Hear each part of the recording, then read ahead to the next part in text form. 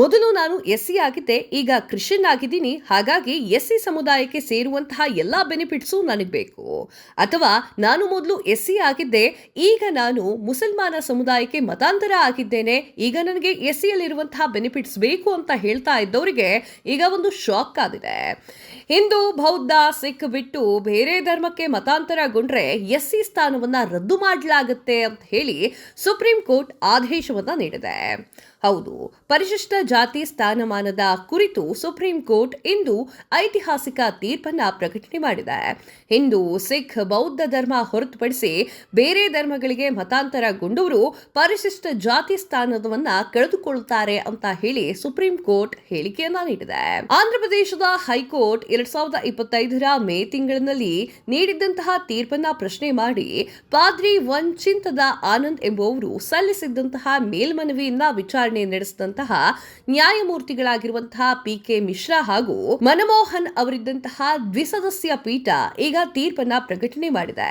ಬೇರೆ ಧರ್ಮವನ್ನ ಪ್ರತಿಪಾದಿಸುವ ಯಾರನ್ನೂ ಕೂಡ ಪರಿಶಿಷ್ಟ ಜಾತಿ ಅಂತ ಹೇಳಿ ಪರಿಗಣಿಸೋಕೆ ಆಗೋದಿಲ್ಲ ಅಂತ ಹೇಳಿ ನ್ಯಾಯಪೀಠ ಹೇಳಿದೆ. ಹಿಂದೂ ಧರ್ಮ, ಸಿಖ್ ಹಾಗೂ ಬೌದ್ಧ ಧರ್ಮವನ್ನ ಪ್ರತಿಪಾದಿಸುವ ಪರಿಶಿಷ್ಟ ಜಾತಿ ಅಂದ್ರೆ ಎಸ್ಸಿ ವ್ಯಕ್ತಿಯು ಬೇರೆ ಧರ್ಮಕ್ಕೆ ಮತಾಂತರಗೊಂಡ್ರೆ ಅವರ ಪರಿಶಿಷ್ಟ ಜಾತಿ ಸ್ಥಾನವನ್ನ ತಕ್ಷಣವೇ ಮತ್ತು ಸಂಪೂರ್ಣವಾಗಿ ರದ್ದುಗೊಳಿಸಲಾಗುತ್ತೆ ಅಂತ ಹೇಳಿ ಕೋರ್ಟ್ ಹೇಳಿದೆ. 1950 ಸಂವಿಧಾನ ಪರಿಶಿಷ್ಟ ಜಾತಿಗಳು ಆದೇಶವು ಇದನ್ನ ಸ್ಪಷ್ಟಪಡಿಸಿದೆ. ಈ ಆದೇಶದ ಅಡಿಯಲ್ಲಿ ನಿಷೇಧವು ಸಂಪೂರ್ಣವಾಗಿ ಜಾರಿಯಲ್ಲಿದೆ.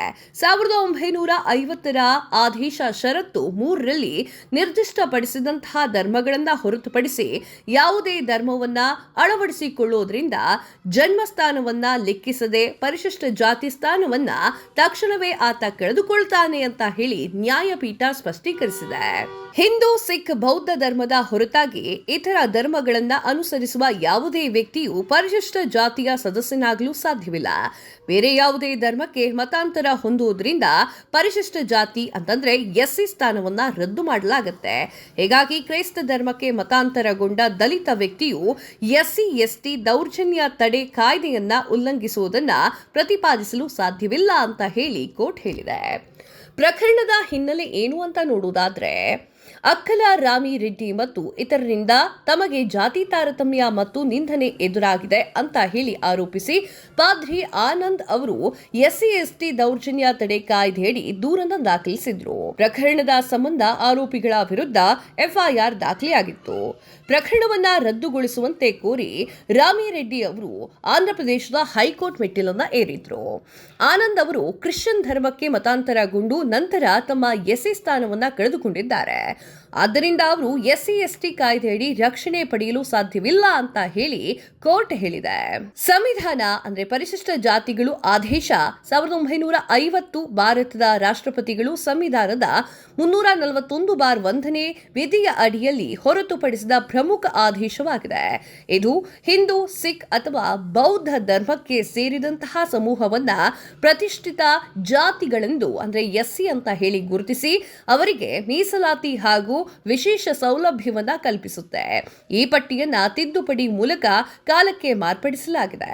ಇನ್ನು ಮುಂದೆ SC ST ಯಾರಾದ್ರೂ ಆಗ್ಲಿ ಮುಸಲ್ಮಾನ ಧರ್ಮಕ್ಕೆ ಅಥವಾ ಕ್ರಿಶ್ಚಿಯನ್ ಧರ್ಮಕ್ಕೆ ಕನ್ವರ್ಟ್ ಆದ್ರೆ SC ST ಕಾನೂನಿನ ಅಡಿಯಲ್ಲಿ ಯಾವುದೇ ಕೇಸನ್ನ ದಾಖಲೆ ಮಾಡೋಕೆ ಆಗೋದಿಲ್ಲ. ಅದನ್ನ ತಿಳ್ಕೊಳ್ಳಿ. ಇದೇ ಈ ಹೊತ್ತಿನ ವಿಶೇಷವಾಗಿತ್ತು. ಮತ್ತಷ್ಟು ಸುದ್ದಿಗಳನ್ನ ನೋಡ್ತಾ ಹೋಗೋಣ. ಸಬ್ಸ್ಕ್ರೈಬ್ ಮಾಡ್ಕೊಳ್ಳಿ news today Kannada YouTube channel ಅನ್ನ. ಹಾಗೆ ನಿಮ್ಗೇನ್ ಅನಿಸ್ತು ಕಮೆಂಟ್ ಮಾಡಿ ತಿಳಿಸಿ.